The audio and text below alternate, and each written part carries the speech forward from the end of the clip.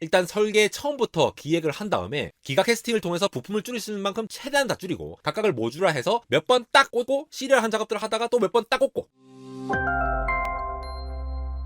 네, 여러분 안녕하십니까. 한대공학 에러입니다. 테슬라의 인베스터 데이가 있었습니다. 인베스터 데이 이후에 테슬라 주가가 갑자기 떨어지기도 하고 새로운 거는 별거 없고 뭐 그냥 뭐 좀 구체화되었다 이러한 평가도 있는데요. 거진 4시간이나 되는 이 영상을 제가 여러 번 돌려봤거든요. 좀 자세히 보니까 진짜로 이 기술적으로 좀 살펴볼 만한 내용들이 상당히 많았습니다. 기존에 알려진 것에서 단순히 디테일만 뭔가 좀 추가가 됐다라고 보기에는 실제 영상을 보신 분들 중에서는 좀 약간 의견이 나뉘고 있거든요. 와, 이렇게까지 하고 있단 말이야? 라는 부분도 있는데요. 물론 인베스터 데이니까 기존에 기대가 되어 왔던 반값 테슬라라던가 아니면 기가팩토리 뭐 2개 이상 지어진다 뭐 약간 이러한 루머들 이런 것에 대해서 충족이 될 만한 소식은 없었지만 실제로 하나하나 좀 꼬집어 보면은 굉장히 어마어마한 내용들이 있어서 촬영을 다 해보려고 합니다. 상당히 긴 시간 촬영이 될 것 같고 영상도 길 것 같지만 시간 허락되실 때 천천히 봐주시면 좋을 것 같고요. 먼저 오늘 영상은 일론 머스크가 발표한 마스터 플랜 3에 대해서 개괄적으로 한번 살펴보면서 이번 발표의 이제 핵심이 되는 5가지 키워드를 뽑아서 각 내용에서 주목할 만한 부분들 그리고 그 기술적인 부분들에서 우리가 배울 만한 부분들 그리고 어떤 메시지가 담겨 있는지까지 한번 살펴보도록 하겠습니다. 여러분 영상이 길어질 수 있기 때문에 이 키워드들을 좀 기억을 하고 갑시다.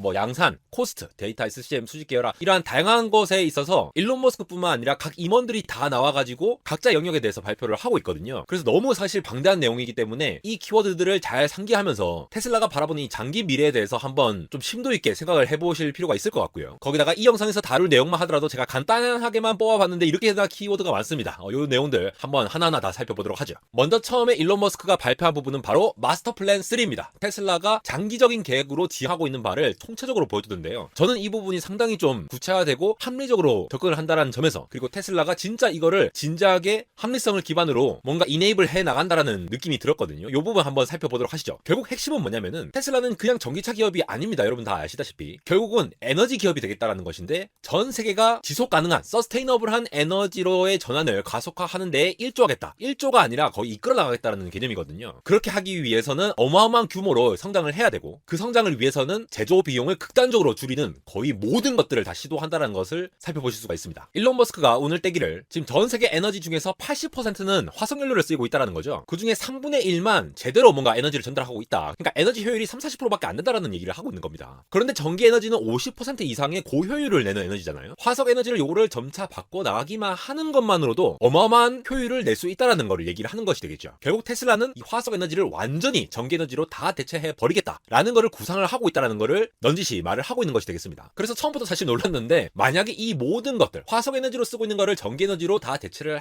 해보겠다라고 하면 대체 어떤 것들이 필요하냐라는 거를 지금 보시듯이 숫자로 다 뽑아봤어요. 에너지를 저장할 수 있는 단위가 240 테라와트시부터 시작해가지고 재생에너지부터 매뉴팩처링 투자까지 그리고 지구 면적의 0.2% 이내까지도 요구를 한다. 이런 것들을 다 분석을 한 거예요. 물론 그 베이스가 되는 논리까지 모든 걸 다 설명하지는 못하죠. 이 짧은 시간 안에. 근데 나름대로 합리적으로 계산을 했다라고 얘기를 하고 있습니다. 요구를 하나씩 푸는데요. 그러면은 이제 화석에너지를 어떻게 전기에너지로 다 바꿀 거냐. 여기에 테슬라가 구상하는 그림들, 사업이 다 나오게 됩니다. 바로 요 그림을 보시면 되죠. 첫 번째는 재생에너지를 이제 생성할 수 있도록 현재 있는 그리드를 이제 대체를 해 나가는 거죠. 그래서 화석에너지를 줄여 나가게 되면은 그때부터 이제 전기차로서의 전환을 하게 될 거고 그리고 열 전달을 위한 히트펌프 그리고 고온 전달을 위한 부분에서 마지막으로는 선박이라던가 아니면은 이 에너지를 저장하는 모든 것들이 다 전기로 이루어지면 된다. 저렇게 포션을 나눈 게 되겠습니다. 그러니까 보통 기업들하고 이제 규모가 다르죠. 이게 아예 지금 이 화석 에너지의 중심이 되는 이 산업군 자체를 전부 다 전기 에너지로 다 바꾸려면 이렇게 분석을 해서 우리가 다 바꿔 나갈 겁니다. 물론 테슬라 혼자만 하는 게 아니죠. 당연히 협력사들도 있고 여러 부분들이 다 이제 고민이 돼야 할 텐데 이러한 부분들을 실질적으로 진지하게 고민하고 이 방향성대로 비즈니스를 펼쳐 나갈 거라는 얘기를 하는 거예요. 그래서 재생에너지를 가지고 지금에 있는 이 에너지들을 점점 이렇게 바꿔나가는 부분들 지금 태양광 발전도 지금 어마무시하게 빨리 발전하고 있죠. 물론 우리나라 같은 경우에는 굉장히 좀 많이 부족한 면이 있지만도 독일을 비롯해가지고 유럽 쪽은 지금 오히려 원자력 에너지보다 재생에너지로 에너지를 생산하는 값이 더 싸지는 그런 현상까지 벌어지고 있습니다. 이러한 트렌드가 계속된다라면은 이 화석 에너지를 충분히 재생에너지로 바꿀 만한 요소가 있겠죠. 이제는 진짜 전기차가 자주 보이잖아요. 2022년도에만 하더라도 전기차 시장이 59%나 성장을 했는데 지금 각 투자그룹이라든가 아니면은 맥킨지나 이제 BCG 같은 산업분석 리포트 같은 걸 보면은 전기차 시장의 수요 확대 자체는 지금 뭐 잘명한 사실로 보이고 있죠. 이 와중에 사이버 트럭이 계속 지연이 되어 오긴 했지만 올해만큼 만큼 생산을 할 거다라고 공표가 되고 있는 만큼 더 기대가 되는 부분이 있고요. 테슬라가 계속 이제 여러 모델들을 내놓으면서 계속 혁신을 해 나가고 있는 부분들을 짚어주는 것이 되겠습니다. 지금 오른쪽으로 보시면은 저 두 개의 비공개 차량까지 합쳐가지고 모든 형태의 운송수단이 이제 전기차가 될 거다라고 공언을 하고 있는 것이죠. 이렇게 기존의 내연기관에 있는 자동차들을 모조리 다 전기차로 다 바꿔버리겠다라고 얘기하면서 이 21%를 대체를 하는 것이 되겠고요. 그러다가 이거는 좀 생소한 내용이실 수도 있는데 히트펌프를 이제 대체를 한다라고 하고 있죠. 가정에서나 산업용으로나 전부 다. 여러분 히트펌프 자체는 말 그대로 히트를 펌프하는 거죠. 냉난방용으로 쓰이는 이제 온도 조절을 하려고 하는 펌프라고 보시면 되겠는데요. 이 냉매를 이용해서 압축을 하고 이걸 통해서 온도 조절을 하는 걸로 보시면 되겠습니다. 이게 왜 중요하냐? 전기 에너지로 쓰이기 때문입니다. 기존의 화석연료로 아니면 이제 가스 이제 이 난로를 이렇게 막 하는 거는 이걸 태워가지고 공기를 뜨겁게 만들어서 난방을 제공을 하는 거잖아요. 그렇게 온도를 조절을 하는 것보다 히트펌프, 전기 에너지를 이렇게 조절을 할 수 있다면은 이 에너지 효율을 훨씬 더 극강으로 올릴 수 있다는 얘기를 하고 싶은 겁니다. 물론 온도가 굉장히 낮은 지역, 예를 들어 뭐 남극이나 북극이나 이렇게 추운 지역에서는 바로 이제 불을 떼는 게 훨씬 더 효율적일 수도 있어요. 그리고 연료를 계속 공급을 하는 쪽에서도 이제 편의성이 있을 수 있죠. 이 전기 인프라가 안 돼 있다면은. 그러나 대부분의 환경에서는 히트펌프가 전기 에너지로 조절이 되는 거니까 온도 제어가 굉장히 손쉽게 되겠죠. 이 부분만 하더라도 22%가 대체가 가능하다는 얘기를 하고 있습니다. 그래서 가스 방식보다 이제 3배 효율을 가진 이 히트펌프를 써내야 된다라고 얘기를 하는 것이 되겠죠. 그리고 이거는 열을 전달할 때에 이 버려지는 재생에너지를 잘 보관하는 방법을 또 고민을 하는 것이 되겠습니다. 이거는 굉장히 고온의 어떤 열을 발생시켜야 되는 일 있죠. 우리 제철소에 이제 고로라던가 아니면 엄청나게 뜨거운 저런 거를 발생시킬 때도 전기 에너지를 사용하는 게 훨씬 더 효율적이다라는 얘기를 하고 있습니다. 기본적으로 연료를 불태우게 되면 거기서 이제 손실이 너무 크다라는 거죠. 이거를 완전히 전기 에너지로 가능할 것이냐, 그런 기술을 만들어야 된다라는 얘기를 하는 것이죠. 여기에다가 수소 얘기가 있는데 수소를 통해서 석탄을 내체할 수 있는 방법도 얘기를 하고 있거든요. 그러니까 수소를 분해시켜서 전기 에너지를 사용하는 방법도 있을 거고요. 마지막으로 선박 같은 것에서도 결국은 전기를 이용해서 운행을 할 거다라는 얘기가 되겠죠. 이렇게 다 얘기한 다음에 머스크가 이렇게 얘기합니다. 지금 말한 것들 전부 다 가능한 소리입니다. 헛소리가 아니에요. 이렇게 얘기를 하는 거예요. 태양광이랑 풍력이 지금 60%씩 계속 성장을 하고 있죠. ESS와 같은 에너지 저장 장치의 경우에도 지금 꾸준히 성장을 하고 있고 이 모멘텀을 계속 이어간다면은 이 가속을 가지고 각각의 앞서 말씀드린 그 부분에 대해서 충분히 커버가 가능하다라는 어떤 논리적인 결론을 이끌어낸 것 같습니다. 물론 이거는 시뮬레이션이기 때문에 무조건 된다라는 얘기가 아닙니다. 그러나 이러한 방향성을 가지고 접근을 해 나간다라는 마스터 플랜 그 자체를 얘기를 하는 것이 되겠죠. 그러니까 지금 현재 수준이 투데이가 2고 1이고 0.8인데 상대적인 크기로서는 어마어마한 규모이겠지만도 저렇게 채워나가면은 우리가 서스테이너블하게 에너지를 공급할 수 있다. 그러니까 화석연료들을 죄다 대체를 할 수 있다라는 얘기가 되겠습니다. 이렇게 테슬라는 화석에너지를 완벽하게 전기에너지로 대체를 하겠다라는 관점에서 각각의 분야를 이제 파본 것이 되겠는데요. 2030년도까지 방금 말한 그러한 것들이 구축이 가능하다면은 2050년까지 100% 서스테이너블하게 될 수 있다라는 얘기를 하는 것이 되겠죠. 최근에는 바다에도 그 풍력 에너지를 만들고 태양광 발전도 만들고 굉장히 다양한 시도를 많이 하잖아요. 물론 재생에너지 같은 경우에는 태양이 들지 않을 때는 생성을 못하니까 그 에너지를 또 보관을 하는 장소가 있어야 될 거고 그러한 산업 전반적인 변화가 필요한 상황이 되겠습니다. 어쨌든 지구의 면적을 많이 차지하게 될 건데 실제로 계산해보면 생각보다 그렇게 많이 차지하지 않는다라는 얘기를 하는 거예요. 지금 아래 보시면은 태양광 같은 경우에는 0.14%, 풍력의 경우에는 0.03% 이렇게 운영을 할 수가 있다라고 얘기를 하는 것이 되겠고요. 그리고 이러한 것들을 모두 다 하려면은 전기를 저장하고 그리고 쓸 수 있는 배터리 이런 것들이 다 필요하잖아요. 그리고 전기차도 엄청나게 많이 만들어질 거고 굉장히 다양한 광물들이 필요할 겁니다. 그러면 이러한 질문들이 당연히 나올 수가 있죠. 그 광물들 부족한 거 아니냐. 특히 니켈이나 리튬 같은 경우에는 이 배터리에 정말 많이 쓰이니까 그렇게 많이 만들 수가 있냐라는 의문이 가질 텐데 그래서 재생 가능한 에너지에 대한 포션이 제일 컸던 것 같아요. 그 부분이 어느 정도 커버해 준다면은 나머지 리튬을 재활용한다거나 아니면 실제로 이제 매장되어 있는 것들을 계속 채굴하는 양 자체가 점차 줄어들 거라고 보고 있죠. 특히 일론 머스크 같은 경우에는 이제 리튬 자원을 계속 발견을 해 나가고 있다. 그래서 계속 커지고 있다는 거죠. 저기 빨간 그래프 보이시죠? 리튬이 없다 한데 계속 발견되고 있어. 어마어마하게 발견되고 있다라는 거죠. 물론 저 추세가 지속되지는 않겠지만 리튬을 발굴하는 것 자체보다는 리튬 자체를 정제하는 능력이 중요하다라는 거죠. 그리고 실제로 테슬라는 2023년 말에 미국 텍사스에서 리튬 정제 시설의 시운전을 시작하겠다고 얘기를 하고 있습니다. 자, 여기까지가 마스터 플랜에 대한 설명이었는데요. 지금 이 모든 것들을 가능하게 만들기 위해서 테슬라가 하고 있는 사업 비즈니스들을 얘기를 하고 있습니다. 근데 이게 허무맹랑한 얘기가 아니라 기술적으로 어떻게 되는지를 소개하면서 얘기를 하고 있거든요. 그래서 이 부분 한번 살펴보도록 하겠습니다. 그래서 제가 5가지 키워드를 가지고 왔습니다. 먼저 첫 번째는 바로 당연히 전기차 부분이 되겠죠. 그런데 코스트 이펙티브하게 비용을 줄여라가 핵심이에요. 전체적으로 이 전기차가 공급이 되어야지만이 아까 말씀드린 그 화석 연료를 대체를 할 수 있는 기반이 되잖아요. 기존에 있는 내연기관을 다 대체를 해야 되기 때문에. 그러면은 사람들이 전기차를 왜 써야 되냐? 전기차가 싸고 좋아야지 쓰겠죠. 그렇기 때문에 테슬라가 이 양산에 목숨을 거는 게 되는 것이 되겠습니다. 그래서 어떻게든 제조 비용과 양산 비용, 설계 비용 자체를 다 줄일 수 있는 대로 다 줄이겠다. 거기에 대한 시도들을 얘기를 하고 있는데요. 원래 현재 조립은 저런 형식이죠. 그 차체에 프레스를 이렇게 형성을 먼저 한 다음에 이 철판들을 막 원하는 대로 다 찍어내잖아요. 그런 다음에 이제 하나하나 다 붙여요. 용접을 해갖고 막 붙입니다. 그런 다음에 또 페인팅을 따로 하고 그다음에 내장재는 또 따로 또 붙여야 되고 저런 이런 식으로 딱 붙여 나가는 거죠. 저기 지금 자동으로 되는 것처럼 보이지만 자동으로 되는 부분도 있고 사람이 직접 들어가서 딱 꽂아야 되는 부분도 있죠. 거기다가 모터에다가 배터리, 인테리어 이런 것들 다 설정해가지고 해야지 하나의 완성차가 제조가 되는 것이죠. 이 프로세스가 얼마나 많습니까? 그리고 부품들이 정말 많죠. 그래서 테슬라가 진짜 기존에도 기가프레스를 적용해가지고 여러 가지 부품을 하나로 딱 이제 맞춰서 간단하게 하는 형태의 제조를 하고 있었는데 그것보다 훨씬 더 진짜 레고 블록 딱딱딱 꽂듯이 그런 식으로 이렇게 만들고 있는 거예요. 그래서 이제 패러럴하게 진행을 할 수가 있다는 것이죠. 그래서 디자인과 엔지니어링, 제조, 자동화 모두를 다 고려해서 일단 설계 처음부터 기획을 한 다음에 기가 캐스팅을 통해서 부품을 줄일 수 있는 만큼 최대한 다 줄이고 각각을 모듈화해서 몇 번 딱 꽂고 시리얼한 작업들을 하다가 또 몇 번 딱 꽂고 그리고 모듈화 수준이 굉장히 높아진다라는 얘기를 하고 있는 것이 되겠습니다. 이걸 설계 초기부터 생각을 해서 그 다음에 제조에 들어가게 되니까 설계자 따로, 제조자 따로, 뭐 검수자 따로, 페인트 칠하는 사람 따로 이런 게 아니라 최대한 짧은 동선으로 갈 수 있도록 최대한 낮은 수의 조립으로 들어갈 수 있도록 고민을 했다라는 것이죠. 그러면 일단 인건비, 사람이 몇 번 안 들어갈 테니까 그것도 줄일 거고요. 시간도 줄일 테니까 생산 비용, 결국은 자동차 한 대 값이 굉장히 낮아지는 효과를 부를 수 있다라는 것이죠. 이건 테슬라가 수직 계열화를 해서 설계부터 제조까지 모든 걸 다 하고 있기 때문에 가능하다고 볼 수가 있습니다. 이렇게 되면은 여기 보시다시피 공장 면적 자체를 40% 이상 줄일 수가 있다. 쓸데없이 쭉 나열해갖고 생산을 할 필요가 없다라는 것이죠. 그리고 생산 비용 자체도 50%나 줄일 수 있게 된다는 것이죠. 여기서 딱 나오지 않습니까? 지난번 배터리 데이 때 반값 테슬라 나온다라고 이렇게 공언을 하지 않았습니까? 2023년. 물론 그것 때문에 이번에 명확한 모델이 안 나와서 이제 주가가 떨어지긴 했지만 이런 식으로 계산을 해보면 진짜로 비용이 반으로 준다는 거예요. 생산 비용이 반으로 줄어서 그만큼 마진은 우리가 다 먹겠다가 아니라 그만큼 줄여서 전기차를 싸게 내놓으면 더 많은 사람들이 전기차를 이용할 것이고 그걸 이용해서 화석 에너지를 완전히 대체하겠다. 이런 큰 그림을 그리고 있다는 것이죠. 우리가 처음 테슬라가 내놓은 모델 S랑 모델 X가 있죠. 요거 같은 경우에 이제 10만 달러 수준 가격이었는데 그거의 한 절반 되는 가격으로 나온 게 2세대로 나온 모델 3와 모델 Y가 되는 것이죠. 거기다 또 절반이 된다. 그러니까 시간의 흐름에 따라서 점차 이제 반값이 되어가는 추세. 이거 보이십니까? 물론 모델에 따라서 성능과 규모가 다르긴 하지만도 점차 생산 비용과 제조 비용 그리고 공장 자체를 짓는 것까지도 효율화가 되고 있다는 것을 보여주고 있다라고 판단할 수 있는 부분이 되겠죠. 그러니까 일론 머스크는 그래서 모델 2가 나온다 아니면 반값 테슬라가 나온다라는 부분은 또 따로 이제 발표를 할 거라고 제대로 다 발표를 할 거라고 얘기를 하고 있습니다. 방금은 이제 설계에서 제조까지 이 전체 트랙을 완전히 딱 줄이는 그걸 얘기를 드렸는데 여기 두 번째는 이제 파워트레인을 어마무시하게 이펙티브하게 만들었다는 부분도 소개를 하고 있습니다. 이거 상당히 재밌거든요. 여러분 파워트레인, 자동차의 파워트레인 부분은 바로 자동차의 동력을 전달하는 시스템을 말하는 거죠. 엔진부터 전동기 그리고 변속기부터 시작해서 전기차의 경우에는 이제 배터리까지 다 포함을 해가지고 이 파워트레인이라고 부르고 있습니다. 결국은 이제 얼마나 빨리 가고 그리고 연비를 나타내는 핵심 시스템이 되는 부분인데 이 파워트레인을 획기적으로 개선할 수 있었던 이유에 대해서 얘기를 하고 있습니다. 실제로 다른 전기차들과 비교를 해봤을 때에 25%의 높은 효율성을 가지고 있다고 발표를 하고 있거든요. 과거랑 비교했을 때 이 파워트레인 공장 자체가 75%더 작게 만들고 있다라고 하는데 이게 왜 가능했냐에 대한 답은 결국 수직 계열화에 있었다는 거죠. 공장에서 제조를 하는 것과 파워트레인을 설계하는 사람들 그리고 반도체 설계까지 모든 것들이 하나로 되어 있습니다. 테슬라가 자율주행을 위한 도조칩만 자체 설계를 하고 있는 것이 아닙니다. 예전에 이 파워트레인에 사용되는 이 전기차에 쓰이는 반도체 칩을 4개가 있는데 1개의 칩으로 만들었거든요. 여기서 또 비용이 또 하나 줄게 되겠죠. 거기다가 테슬라 자체적으로 소프트웨어도 자기들이 다 개발을 하고 테스트를 하고 시뮬레이션을 하니까 슈퍼차저와 이 호환성 테스트라든가 이 파워트레인이 지금 돌아가고 있는 것들 이런 것들을 모두 다 스스로 시뮬레이션을 하게 될 거고요. 전 세계에 있는 테슬라 차량들이 움직일 때 그러한 정보들을 다 로깅을 해서 그 데이터를 기반으로 또 요소 기술을 발굴하게 됩니다. 이걸 통해서 파워트레인을 더 최적화를 하게 되고 그 최적화된 파워트레인을 다시 새롭게 제작하는 도구 자체도 테슬라가 직접 만들고 있는 것이죠.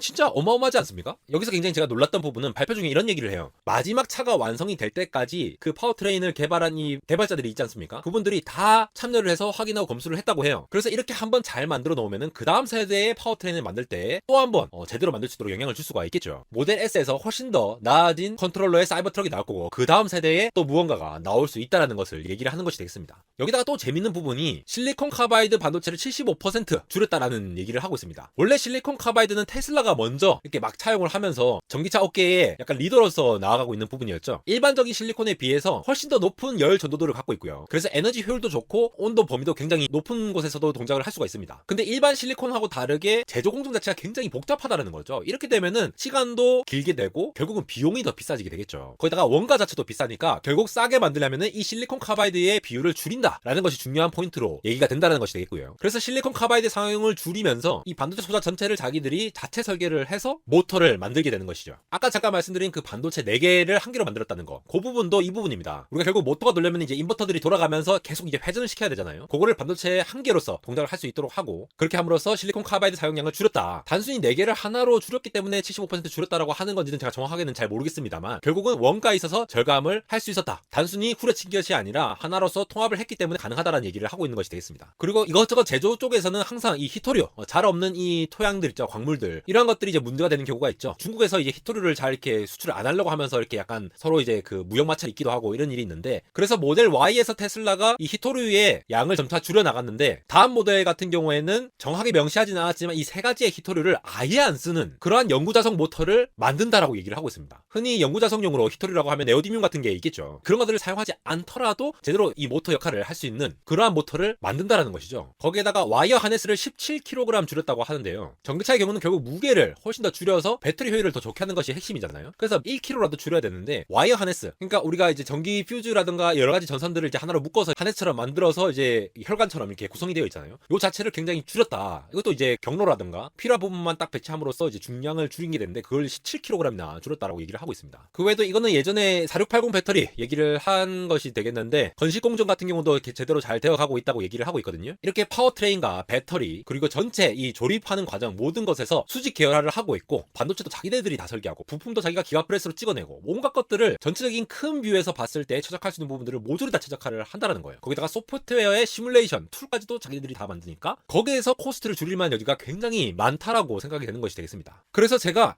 이거를 다 다루려고 했는데 키워드가 5개 있는데 첫 번째 키워드만 해도 지금 너무 분량이 많네요. 그래서 1부, 2부, 3부로 나눠서 얘기를 해야 될 것 같습니다. 그래서 첫 번째 영상은 마스터 플랜 전체에 대한 얘기, 그리고 첫 번째 전기차에 대한 얘기로 일단 마무리를 하고요. 굉장히 신박하게 다룬 기술들 내용들이 많았는데 제가 짧게 한번 다뤄본 게 되겠습니다. 오늘 촬영하는 이 한 편의 영상으로 모든 거를 다 설명드리려고 하다가 결국은 여러 편으로 나누어야겠다고 촬영 중에 결심하고는 정작 제가 만드는 영상 자체가 4시간이나 되지 않을지 너무나도 걱정되고 있는 안달공학 에러였습니다.